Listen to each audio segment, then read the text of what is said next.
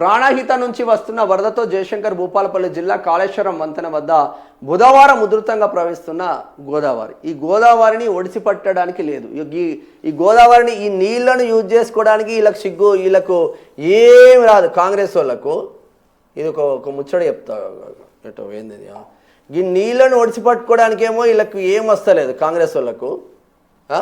గిడ పైన కనిపిస్తుంది అదే చిత్రంలో మీకు కొంచెం, ఇక్కడ లారీలు కనిపిస్తున్నాయి, గుర్తుందా? ఈ లారీలు ఎవరైనా గమనించిందా? మొత్తం ఇసుక లారీలు.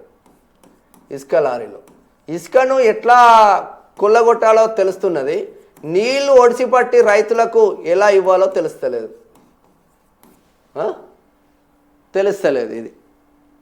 ఇది మన కాంగ్రెస్ చరిత్ర. నిండుగా నీళ్లు, ఇది నిజం, అది కేసీఆర్ ఇజం. మేడిగడ్డ కాడ నీళ్లున్నది వాస్తవం, ఒడిసి పడతావా ఏపీకి వదిలిపెడతావా అంటున్నారు హరీష్. కాలం కాకపోయినా మేడిగడ్డలో ప్రవాహం ఉంటుంది.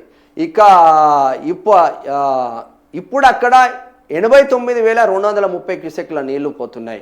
సీఎం రేవంత్ రెడ్డి, మంత్రి ఉత్తమ్ది క్రిమినల్ నెగ్లిజెన్సీ.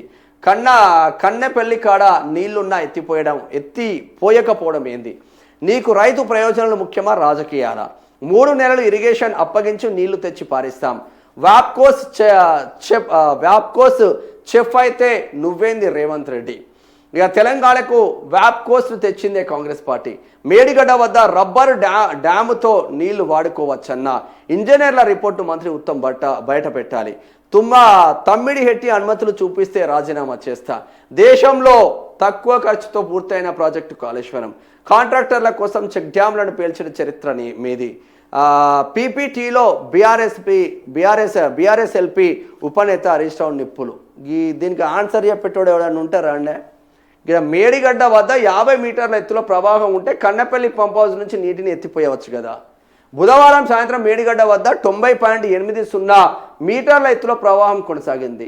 కాళేశ్వరం ప్రాజెక్టులో భాగమైన కన్నెపల్లి పంప్ హౌస్ వద్ద ఇలా నిండా నీళ్లుంటే ఏపీకి తరలించుకోపోతారు. ఇక నీళ్ళు పోతాయి కదా మనం ఒడిసి పట్టకపోతే.